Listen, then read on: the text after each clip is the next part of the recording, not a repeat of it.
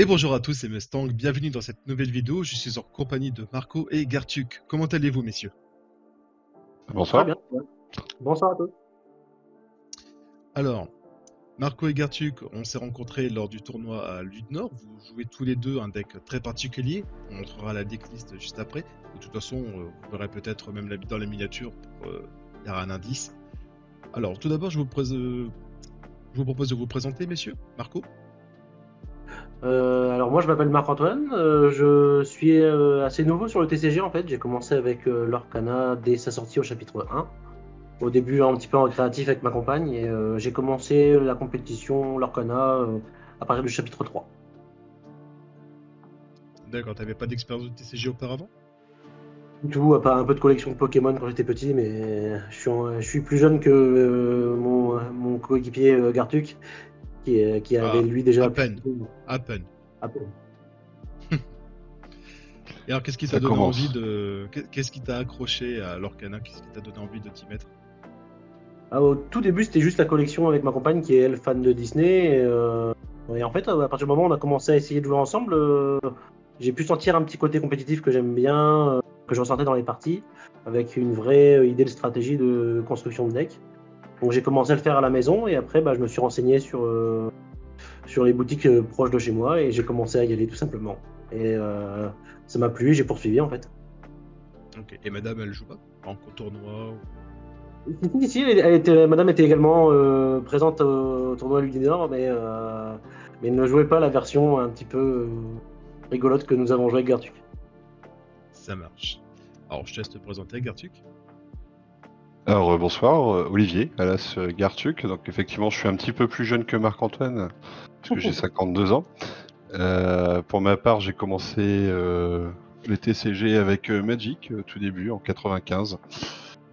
J'ai traîné un peu mes guettes sur tous les types de tournois, que ce soit les championnats régionaux pour ceux qui ont connu à l'époque, puis les RPTQ, les Grands Prix, etc. etc. Tout ça pendant 25-30 ans. Puis je me suis arrêté de jouer à Magic, tout simplement, parce que un petit peu ras-le-bol, mais j'avais gardé toute ma collection. Et pour la petite histoire, j'ai une grande fille de 18 ans qui a voulu commencer l'Orcana. Et donc on s'y est mis en utilisant le financement via les cartes Magic pour remplacer par du Lorcana. Et donc Ouah, du coup, ouais, excuse-moi. un petit mox, et puis ça te... Ouais, t'as un Ouais, playset non, c'est ça, hein. c'était pas à ce niveau-là quand même. J'avais vendu 3 fois ma collection. Hmm. Donc voilà. Mais donc voilà, on a commencé l'Orcana avec le chapitre 2, avec un financement Magic comme je l'appelle. L'Orcana, en fait, ça fait un petit peu comme Marco, on se connaissait déjà un petit peu d'avant. Ça fait 1 an qu'on traîne nos guêtres dans différents tournois, les Champion 7, tous les tournois qui traînent un petit peu dans la région. Le Lorcana Challenge de Lille, bien sûr. On est allé jusqu'à Borum, donc avec Marc-Antoine et sa compagne, et moi-même et ma fille. Ou jolie perf pour ma part, puisque fini 47ème. C'est pas mal. Donc très content de récupérer deux très jolies cartes du coup. Voilà, et puis depuis on se balade, et puis de temps en temps on se tape des délires avec l'ami Marco, de se dire tiens, et si on jouait pas les decks qui traînent de d'habitude, tout simplement. Ce qui a failli payer, parce que d'ailleurs, au tournoi de l'Uninor, mine de rien, vous avez fait une place assez honorable avec justement le deck qu'on va présenter un peu plus tard. Alors justement, Mhm. en parlant de ce tournoi, avant de révéler tout de suite la decklist, est-ce que vous avez... Chacun veut débriefer de son tournoi peut-être? Ouais, je démarre du coup. Vas-y, vas-y, Ouais, je t'en vas-y prie. Marco. Vas-y Marco. Alors, sur mon tournoi, sur les 7 rounds, j'ai fait une victoire et 6 draws. Je suis assez content de ce résultat. Donc, c'est un BO2, hein, je précise quand même pour T'as pas ceux qui perdu? ne connaissent pas. J'ai pas perdu. J'ai pas perdu et je suis assez content parce que, en fait, dans l'idée, ce deck, on l'avait pris en pensant à des gens qui allaient jouer agressif, donc pour essayer de battre le bleu-gris objet qui, je pensais, on pensait tous les deux était déjà annoncé comme un deck très puissant, et donc on s'était dit que les gens allaient venir avec du aggro, et on s'était dit qu'un deck rouge gris comme ça allait pouvoir contrer ces decks aggro. Finalement, c'est pas ce sur quoi on est tombé majoritairement. Alors, moi, sur mon premier match, je tombe sur un bleu-rouge. Je suis assez content de prendre une draw sur ce deck. Pas d'anecdote particulière. Je gagne sur le play en étant assez agressif avec des agrabats. Et sur la draw, il arrive facilement à gérer chacune de mes créatures avec le Saphir Coil. Et malheureusement, là, il n'y a rien à faire. Je pense que ceux qui vont pas se spoil, là, ils vont juste attendre agressif avec des agrabats.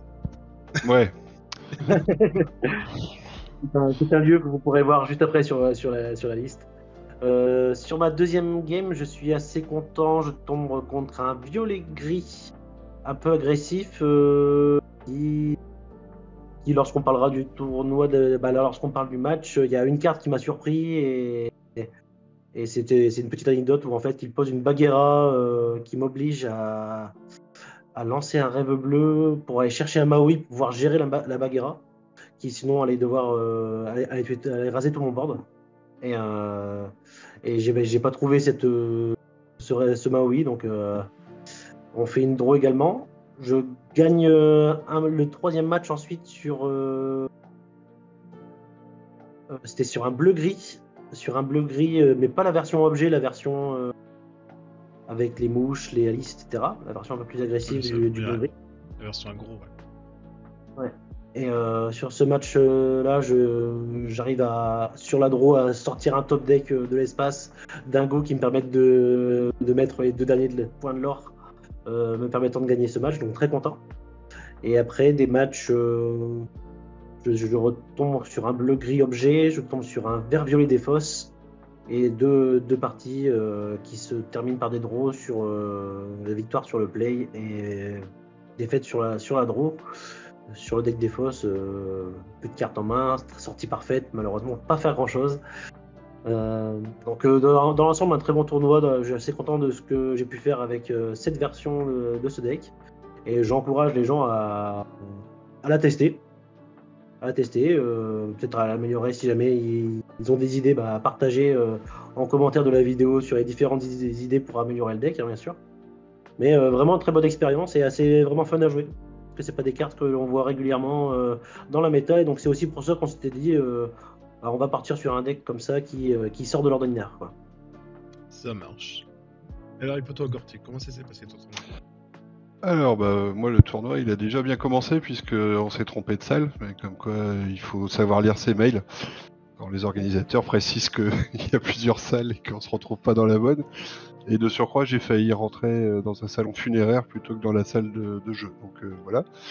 C'était déjà la petite anecdote à l'arrivée, bien sympathique. Un petit peu comme a dit Marco, donc on va pas développer tout de suite sur le deck. Première ronde, pareil que Marco, je tombe sur un blouge, très sympa. Je suis très content de lui arracher un draw. Après, il faut être honnête. Est-ce que tu l'as agressé à la grabat, toi, vas-y? Alors, je l'ai pas agressé à la grabat, je l'ai agressé avec bien d'autres choses qu'on verra après. Mais après, il s'est auto-agressé en ne pouvant pas me gérer au tour 6, 7, 8 en piochant ses typos comme seule solution. Donc voilà, ça m'a quand même bien aidé de ce côté-là. La deuxième, il a réussi à gérer mon board. Et donc on a fini sur une draw bon enfant. Donc comme Marco, très content, première ronde, blouge. C'était l'objectif, c'était de faire des draws sur eux. Objectif rempli. Alors j'ai oublié de préciser pour la petite anecdote qu'on s'est mis au départ du tournoi un petit challenge avec Marco. C'est-à-dire qu'on a mis un challenge bonus où on s'est engagé à relever le nombre de fois où les gens nous demanderaient à quoi servent nos cartes. Donc voilà. Donc pour la petite histoire, j'ai gagné le challenge largement, mais j'ai profité de quelqu'un qui débutait et du fait de jouer contre ma fille aussi, qui m'a malgré tout posé des questions sur mes propres cartes. Enfin bref. Deuxième ronde, je retombe sur Blouge. Bon, j'avoue que là j'étais un peu dépité. Alors qu'on soit d'accord, hein, je suis plutôt fair play. Après, comme tous les compétiteurs, j'aime pas trop perdre. Clairement, mon adversaire, dans ma tête, je l'expliquais, c'était mon adversaire n'a rien fait d'exceptionnel, mais son deck, oui. Il est sorti dans l'ordre systématiquement sans que je puisse faire grand chose. Donc voilà, un petit peu un petit peu saoulé après cette défaite en se disant mon Dieu, deuxième louge, et là je me suis pris double sortie parfaite sans pouvoir faire grand chose. Bon, voilà, c'est tout, on sait que c'est le risque. J'espérais voir autre chose. Du coup, sur la troisième ronde, je tombe sur un violet vert, aggro, pas discard, aggro. Qui est là la magie du deck non connu à opérer, c'est-à-dire qu'il n'a pas su trop quoi gérer. Donc sans dévoiler, sans spoiler la liste. Juste pour info, en gros il s'est pris, je lui ai rasé son board et je lui ai fait 10 de l'or en atout. Donc voilà, pour la petite info. Ça l'a bien fait marrer. C'est pas mal, et ça l'a bien fait marrer. Alors que j'étais sous la draw, et la suivante, bah du coup je suis sur le play, donc là ça a été encore pire. Mais en se marrant, c'était ça qui était le principal, clairement en se marrant. Quatrième manche, bah, j'ai eu l'occasion d'être invité en table stream contre un bleu-gris. Alors je sais pas si je développe la partie parce qu'elle peut être revue sur sur le stream de la compète, où je suis de nouveau interviewé à la suite sur les choix de deck et des cartes qu'on a mises. Cinquième match, et ben là je tombe contre une grande championne qui est autre que ma fille, donc qui joue pour changer Blouge aussi. Là j'ai l'avantage d'être son père, donc j'ai un ascendant psychologique systématique. Quand je joue contre elle, elle est en panique.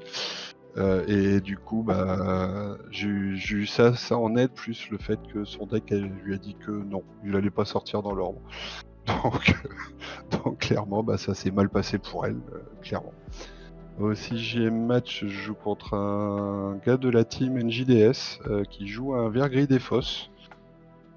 Il me roule, enfin je lui roule dessus sur le play à la première, il me roule dessus sur la draw à la deuxième, puisqu'il me fait sortie parfaite, Diablo je te défausse ta main, etc. On a juste rigolé à un moment parce qu'il a fait partie des gens qui m'ont demandé ce que faisait une de mes cartes. Et juste derrière, en voulant la gérer, il a 10 secondes après, hein, il a réussi à oublier ce qui était marqué sur la carte. Donc voilà, après on a convenu que le play était fait, c'est tout.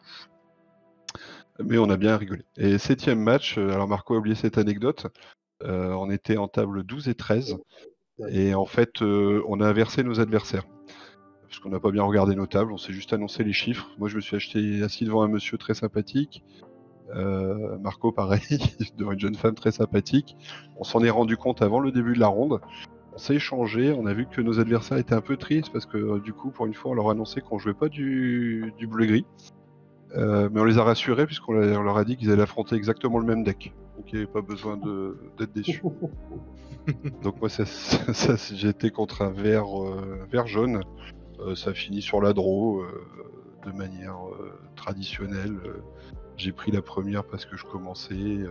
La seconde, elle a réussi à dérouler son plan agression. J'ai jamais réussi à revenir, tout simplement. Donc du coup, voilà, j'étais content pour un deck exotique entre guillemets de finir 24e de mémoire. Donc un top 24 avec un deck pour lequel on s'est marré toute la semaine.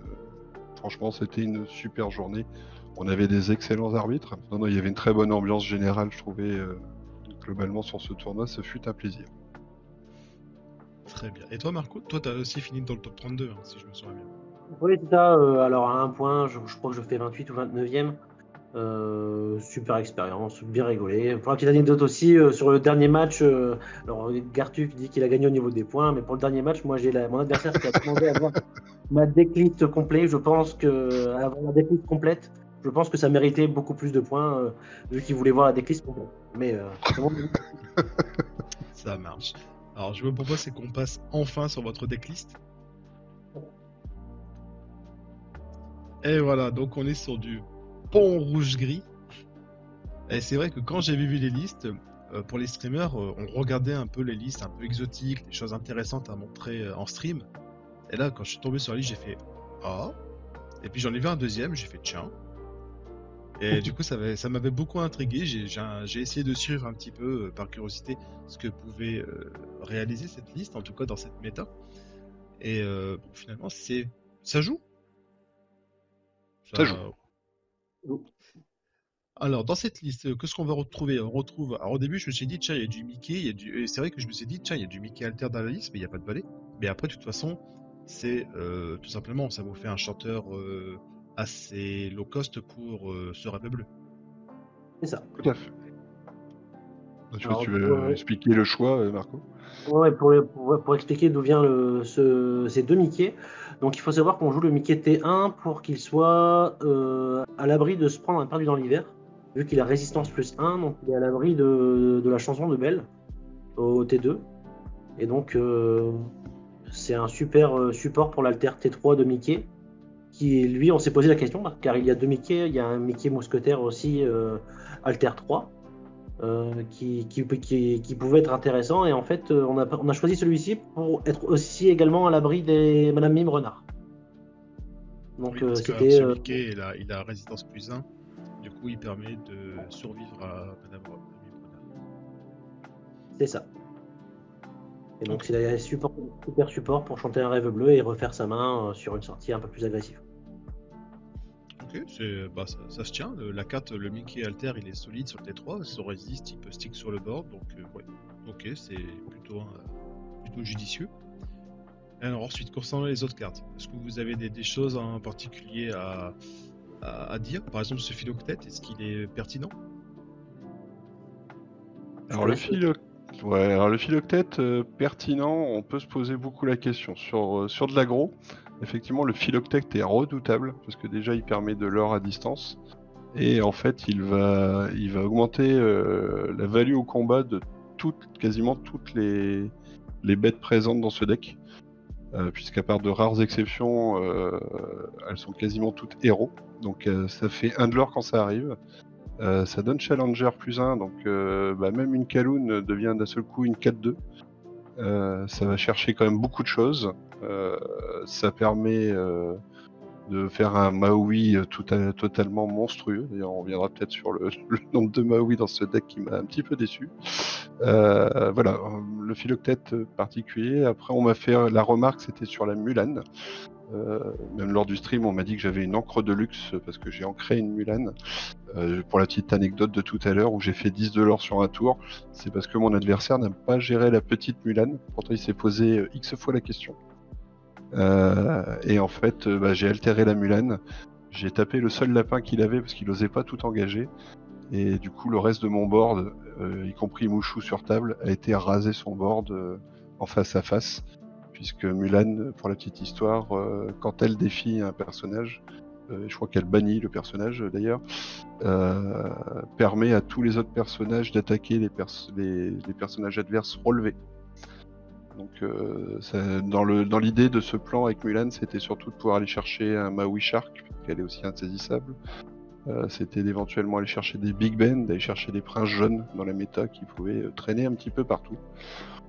Le philoctète, oui, on en a beaucoup discuté dans les évolutions possibles du deck.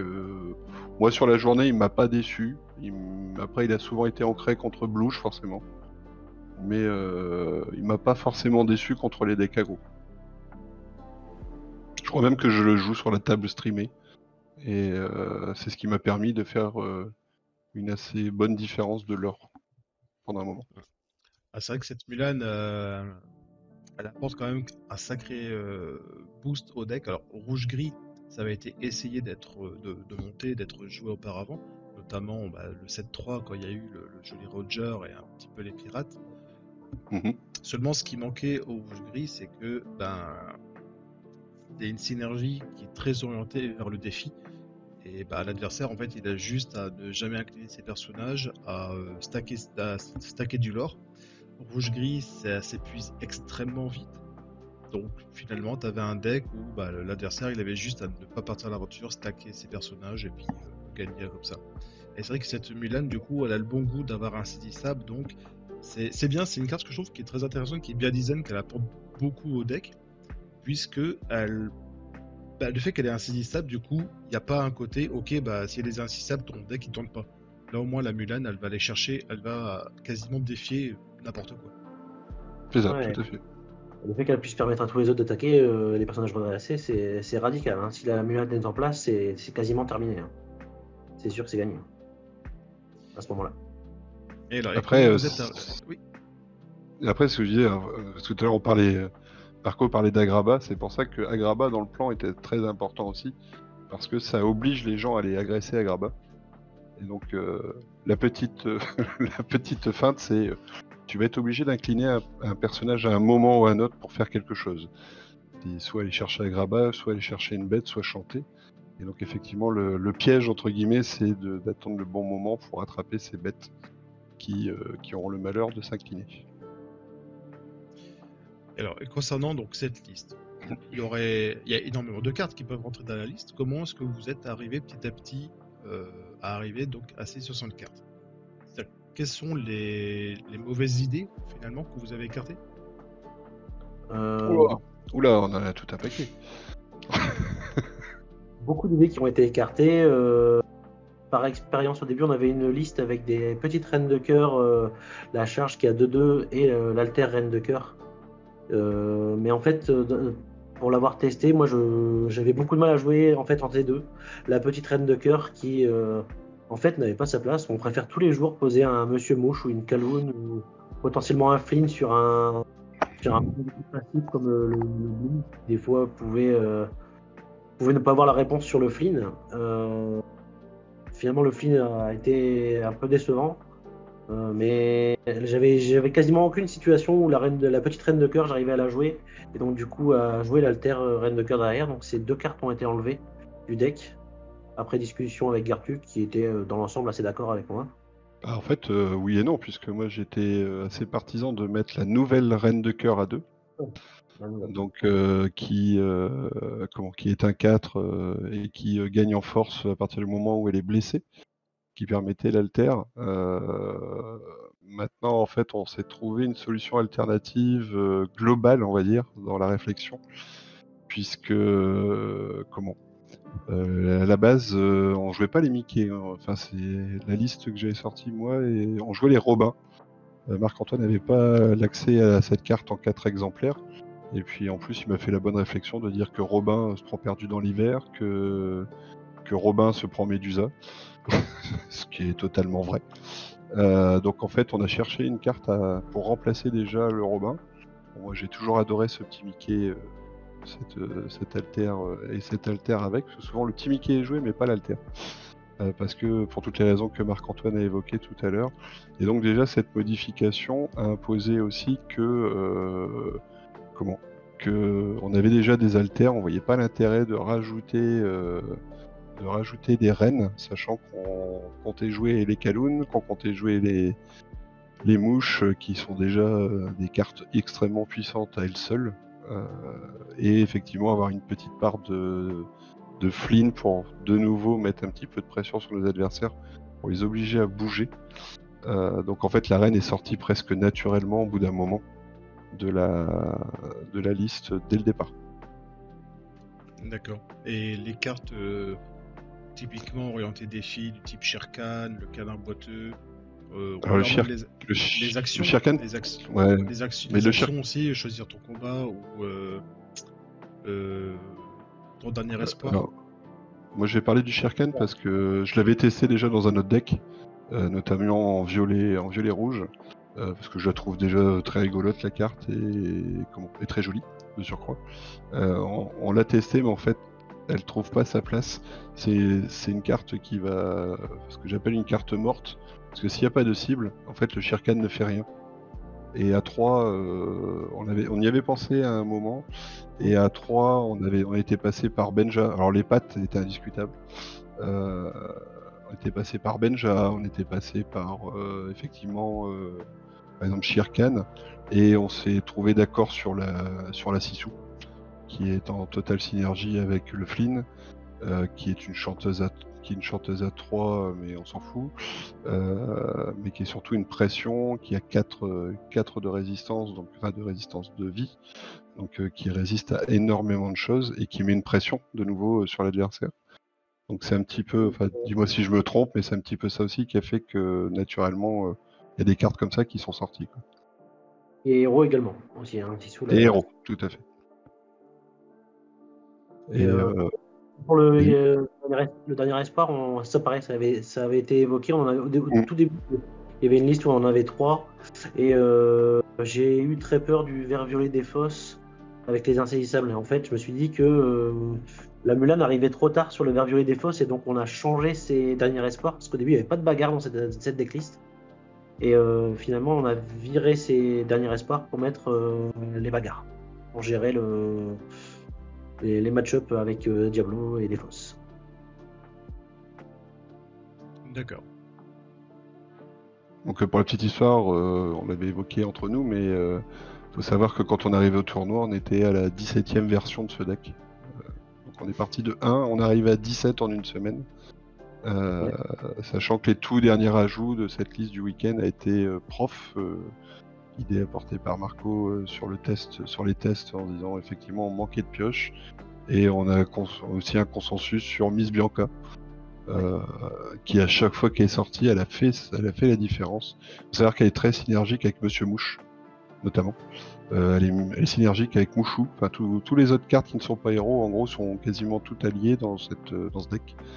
Donc en fait, elle coûte pas cher à arriver.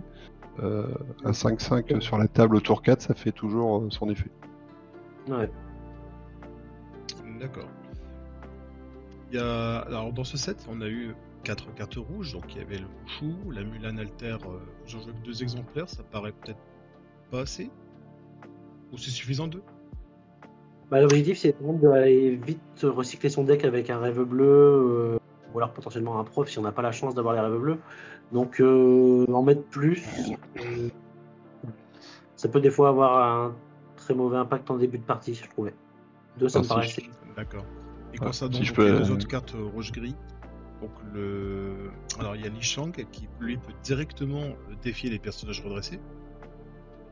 Mhm. Et alors le deuxième, j'ai plus son nom, mais c'est un combattant avec des très bonnes lignes de stats. Je l'ai plus en tête. Alors le problème, je vais me permettre de répondre parce que j'avais répondu sur le stream. Le Li Shang, si je me trompe pas, il était 3. C'est ça. On l'avait évoqué dans les différentes cartes qu'on avait pu regarder. Alors je regarde la carte en même temps.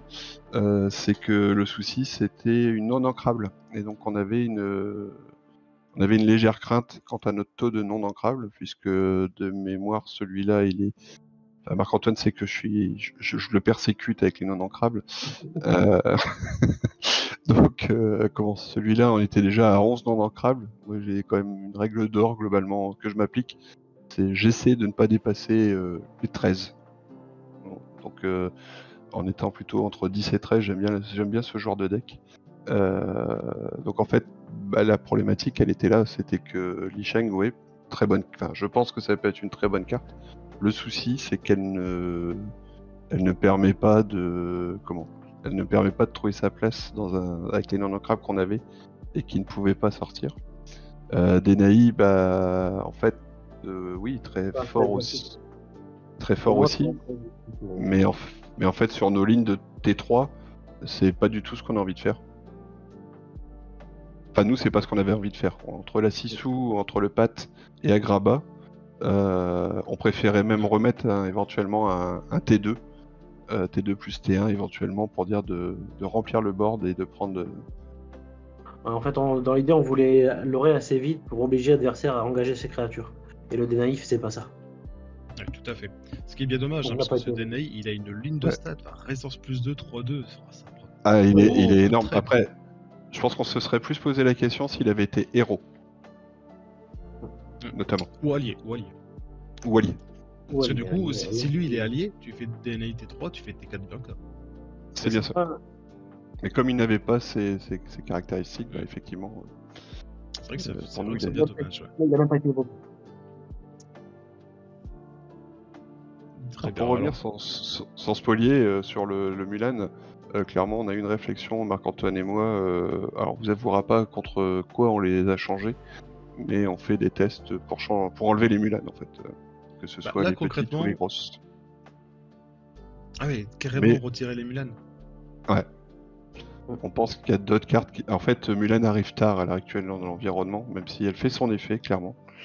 Mais elle arrive vraiment tard. Alors la petite Mulan est vraiment très forte, hein, le fait de pouvoir creuser et éventuellement se débarrasser d'un... Parce que ça m'est arrivé, hein, de faire un mulligan et d'avoir 3 rêves bleus dans la main. Je défausse un rêve bleu et j'en repioche 3 à mon mulligan, j'ai trouvé ça formidable. Bon, Mulan m'a bien aidé, faut être honnête. Maintenant, sortir Mulan Alter T5, il y a beaucoup de gens qui gèrent la Mulan avant. Clairement, c'est une cible. Ok. Donc là, concrètement, dans la liste, sans révéler forcément vos nouvelles cartes deck, qu'est-ce qui, selon vous, aujourd'hui, serait des mauvaises idées selon la méta? Donc si on prend en compte bleu-gris, vert-violet et bleu-rouge, qu'est-ce qui, selon vous, pourrait sauter dans cette liste? Le Flynn, de mon côté, le Flynn sort dans la méta actuelle. Le Flynn sort, on a envie de monter un petit peu le Maui. Ah ouais. Alors moi j'étais très frustré de pas sortir Maui, et notamment c'est le commentaire qu'il y a eu sur la table de stream où j'avais 2 mouchous sur table, le philoctète, il me manquait un Maui pour faire un massacre sur toute la table. Bon, ça s'est quand même bien passé, hein, mais 2 Maui c'est très compliqué à tomber dessus, et clairement je pense qu'avec le mouchou c'est un monstre en fait, Maui qui leur pour 2 sans prendre de dégâts. C'est assez monstrueux. Là-dessus, j'ai pas trop envie de toucher à la ligne du haut à part le Flynn. Sur la ligne du milieu, Philoctète, c'est à réfléchir. C'est ça. En fait, le Philoctète est très bien si on est déjà en avant. Si le deck est bien sorti, le Philoctète est vraiment là pour mettre le coup de massue final. Donc, reste intéressant. Après, c'est selon ce qu'en pensent les joueurs et selon leur. Puis la façon dont on aime jouer, je pense aussi, qui est importante. Le philoctète permet vraiment de se dire, il manque quelques points de l'or pour dire de vraiment mettre la pression sur l'adversaire quand on est à, je sais pas, 12-13 de l'or. L'arrivée d'un philoctète laisse vraiment penser à son adversaire qu'il va falloir gérer le philoctète parce que parce que Dingo, et Dingo du coup avec philoctète devient quand même 3 d'attaque, ce qui en fait une autre bête, clairement. Et il sait que chaque bête qu'on va poser, en gros, ça va être un lore déjà de base. Moi, je sais que j'ai une partie avec philoctète sur table et Agrabah. Mon adversaire, il a un petit peu tourné, un petit peu tourné fou à se demander ce qu'il devait gérer en premier au final. Les possibilités qu'il avait de les gérer, parce que je lui posais un héros par tour minimum, pendant qu'Agrabah faisait 2 de l'or, et sachant que philoctète peut quand même d'un seul coup faire 2 de l'or aussi lui-même. Donc effectivement, philoctète est une question à se poser. Après, comme je vous ai dit, honnêtement, nous on a enlevé les... Enfin moi, parce qu'on travaille chacun sur une version. Moi j'ai clairement enlevé les Mulan, petites et alter, parce que je pense qu'il y a des bêtes qui sont un peu plus rentables à jouer, tout simplement. Parce qu'elle arrive tard et il y a d'autres moyens de gérer de gérer les insaisissables qu'avec cela. D'accord. Est-ce que notamment ça passe par une carte qui s'appelle l'arc de héros? L'arc? L'objet? Non. Okay. En fait, il n'y a aucun moment où on a envie de rentrer des objets dans ce deck. Même si effectivement la synergie avec les héros est évidente. Très bien. En fait, je trouve que ça nous fait perdre du tempo. Alors, à part la Mulan que donc toi tu vas retirer, il y a autre chose à dire sur la dernière ligne? Miss Bianca, c'est vraiment... c'est monté à 4. Miss Bianca, on s'est mis d'accord, on va passer à 4. Ouais. Ça là-dessus, on est assez unanime. J'ai regretté des fois de ne pas l'avoir au T4, c'est clair. Alors, pour terminer, que le mulligan, ça se passe comment dans ce deck? Bon, là, je laisse le pro du mulligan, c'est Marco le pro du mulligan pour ça. Moi, je suis un instinctif. Moi, mon mulligan typique, c'est... alors, si je peux avoir forcément Mickey, Alter Mickey, Rêve Bleu en main, avec un Kaloun ou un Mouche, c'est royal. Donc l'idée, le mulligan parfait, c'est Mickey, Alter Mickey, Rêve Bleu, Mouche, Sissou. Et derrière, on essaie d'avoir les mouchous pour le T5, mais ça, normalement, on va plus chanter le Rêve Bleu. Donc c'est vraiment la sortie mini, soit Mouche, Kaloun, ou même Mulan T1. Hein. Si jamais on n'a pas le Mickey, on garde la Mulan. Sur un mulligan où on a Mickey et Mulan, mais pas l'alter Mickey, je vire le petit Mickey et je garde uniquement la Mulan. Donc c'est vraiment essayer de maximiser la présence sur le board au début. Si on n'a pas de rêve bleu, on va essayer d'aller chercher un prof. Et essayer de tout poser sa main pour ensuite rentabiliser au maximum le prof. Mais l'objectif, c'est vraiment de mettre une pression en posant un maximum de créatures. Et si on peut T3 à Graba, il faut le faire tous les jours pour que l'adversaire engage ses créatures et qu'on commence à prendre des trades intéressants avec Kaloun ou avec Dingo pour garder le board pour soi et réussir à se refaire une pioche avec les profs et rêves bleus. Ça marche.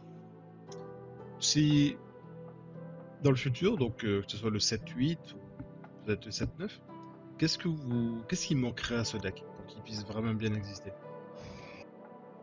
Oula.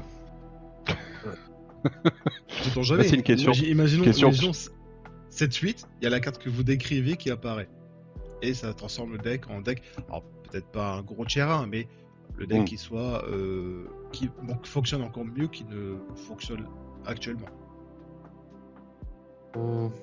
Ah, peut-être un petit peu, une petite dose de hors d'atteinte dans ce deck ne serait pas... Mais en fait, là, je réponds par rapport à une méta actuelle, qui fait que le Saphir Sissou, par exemple, est une abomination pour ce type de deck, clairement. Ouais. Donc c'est vrai que si on pouvait se dire que nos bêtes ne sont pas... peuvent être protégées en partie avec un hors d'atteinte, ça pourrait être un petit plus. Ça donnerait beaucoup dans. Excuse-moi, je t'interromps, Gab, Vas-y, vas-y. mais j'aimerais beaucoup dans ce deck une sorte de Pinocchio comme il y a dans le deck violet. Qui, au moment où elle est posée, on peut Tout à engager. fait. Ouais, j'aimerais beaucoup ce genre de choses sur le rougerie qui permettrait Oui. vraiment de surprendre l'adversaire. Encore plus que la Ou un, Mulan. ou un mouchou rouge-violet. Ouais, là, du coup, peut-être plus des cartes un petit peu comme le Li Shang, quoi. ouais, ça, c'est vraiment le fait de pouvoir forcer l'inclinaison de l'adversaire. Ça pourrait être très intéressant sur ce deck. Bah, tu peux jouer Ratigan. On peut jouer, on nous l'a proposé, mais pareil, non ancrable. Oui. Et Ouais, donc, Et Ratigan, il fonctionnerait vachement bien dans le deck. Je sais pas si tu pourrais redresser Super Dingo, mais tu pourrais par exemple défier avec Super Dingo, Ratigan, coucher un truc en face, redresser ton Super Dingo, redéfier par exemple. c'est ça. Alors à la base, moi, le tout premier jet de ce deck, j'avais mis un Scar. Parce que je trouvais que ça pouvait être rigolo de faire la mitrailleuse avec Scar et Mouchou, par exemple. Par du Scarou, qui peut défier, dès qu'il bannit quelqu'un, il est redressé, il peut redéfier. Mais Marc-Antoine me l'a fait bannir tout de suite. Avec le Mouchou, il arrive. Peut-être un peu plus d'effet de pioche, vu que c'est orienté très défi. Peut-être un peu plus de pioche orienté défi. Alors il y en a, hein, il y a la Reine de Cœur, il y a le Médaillon Lesté, mais c'est des cartes qui sont assez lourdes dans un deck qui est déjà assez lourd. C'est pareil, la bête, on a pensé à la bête qui est un héros, tout pareil. Déjà les slots à 5 sont chers. Et le problème de la bête, c'est qu'elle est médusable. Et le moindre dégât annule son effet. C'était pas forcément le bon. Après, on a fait des choix pour tester aussi. Hein. Après, clairement, notre but était, comme on disait au début, de s'attendre potentiellement à un environnement plutôt aggro et d'essayer de contrer ça avec des cartes plus rapides. La dernière, on va dire les dernières fois qu'on peut essayer de se faire sur ce deck et les réflexions, on essaye de gagner un petit peu en rapidité et à diminuer un peu les coûts des cartes globalement dans le deck. Parce que je pense qu'on ne peut prendre que de vitesse un deck qui va être un peu contrôle pour l'obliger à déjouer de son plan. Par exemple le Blouge, essayer de l'empêcher de vouloir monter ses encres à la vitesse de la lumière, il faut lui mettre une sacrée pression pour faire ça.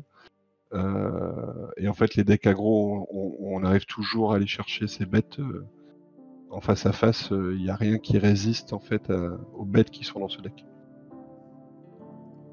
D'accord. Alors, ensuite, pour terminer, je jure sur un dernier point très positif de ce deck.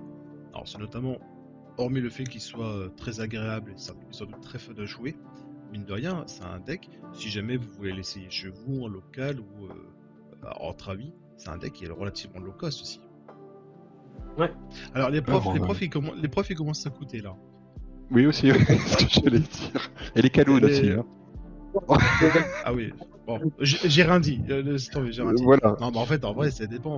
Bon, low cost, c'est quoi l'Arcana? Parce que si tu prends un deck violet-vert, t'en as déjà pour 300 balles de Diablo. Si tu prends un bleu-rouge avec des Tamatoa, alors là, Oui, on est d'accord. Non, on est d'accord qu'il est parmi les moins chers de la bande. Maintenant, clairement, dire qu'il est très low cost, enfin qu'il est low cost, bon, il reste quand même aux alentours de, je pense que c'est Bon, en après- gros un petit billet de 200-300 euros. Ah ouais? Mais ça reste. Non, Ah oui, oui. non, Si, si. même quand même. pas, non. En boutique, hein. En boutique, je parle, on va dire, en Parce faisant que des bon, prix boutiques. bon grossièrement. prof c'est 10 euros le prof en ce moment, donc ça fait 30. La Kaloum, c'est quoi? C'est pareil, c'est à ces eaux-là, donc ça ferait. Ouais, tu serais sur c'est vrai que quand tu dis 70-80 euros pour cette carte, ça fait mal, tu vois. Bah oui, Mais, tout de suite ça mais fait après, mal. c'est le seul. Après, l'investissement, il est pas tout à fait perdu parce que les cartes, c'est des cartes qui Ouais, sont omniprésentes dès qu'il y a un deck gris. tout à fait. Ce que j'allais Donc, dire, il y a c'est- beaucoup de cartes qui se recyclent. Je veux dire, le Kaloun, Voilà. le crochet, le prof, les pattes, les pattes et les rêves bleus, je pense que ça restera des cartes grises toujours bonnes. Et en rouge, Sissou, Dingo, Maui, Bah, Maui coûte plus si cher que ça en Bagarre. vrai, et Maui Et a eu Maui coûte tendance plus rien, à. tout à fait. Donc, ouais, c'est vrai que c'est un Non, après ça investissement. reste Donc, un deck. Après ça reste un deck abordable et surtout c'est un deck où on peut jouer. Je pense que c'est ça qui est important. L'idée, je pense qu'il n'y a rien de plus frustrant pour un joueur que de s'asseoir à une table et de ne rien pouvoir faire. Ce deck permet toujours de faire quelque chose. Ok. Comme on dit, on break très peu avec ce deck. Très rare les fois où on peut rien faire. Ça marche. Donc, on va arriver sur la fin de cette interview, messieurs, parce que vous avez peut-être un message spécial à passer. Donc, alors vous n'avez pas forcément parlé, donc vous vous retrouvez peut-être autour d'une boutique locale. Tout à Oui. fait. Alors, où est-ce qu'on peut vous retrouver? On joue à la Caverne du Jeu à Calais, qui est un magasin très très bien, et on vous y invite à venir tester vos decks et à venir faire des très bonnes parties. L'ambiance y est absolument géniale et on vous invite tous à venir y jouer. Alors il faut savoir que ça se situe sur Calais, hein, donc Nord-Pas-de-Calais 62. Alors pour ma part, je vais effectivement en écluse principalement la caverne dont on fait partie, puisque la team est en train de se structurer. On vient d'avoir notre capitaine qui a été désigné. Nous allons avoir de jolis maillots, des jolis tapis, etc., etc. Donc on est un petit peu en train de se structurer. L'avantage de ce lieu où nous pratiquons, c'est qu'on accueille très facilement les nouveaux arrivants. On va pas vous accueillir avec un blouge. Je prends l'exemple d'un des derniers qui est arrivé. Je suis arrivé pour jouer. Et on a vu qu'il y a des nouveaux joueurs. Je suis tombé sur un jeune joueur qui débutait. C'était sa première partie, son premier tournoi boutique du samedi soir. Et je jouais un deck discard. Donc j'ai pris le parti de ne pas jouer mes cartes discard pendant la première manche, parce que je pense qu'il n'y a rien de plus frustrant que de dire bon, au bout de 3 tours, t'as plus de cartes en main. Ouais. Ouais, Et c'est pas le meilleur deck, des fois, message qu'on peut donner. Ouais. Le deck C'est des assez fois, cancer. c'est générateur de frustration. Déjà, même Tout à un fait. bon joueur, c'est pas agréable à affronter.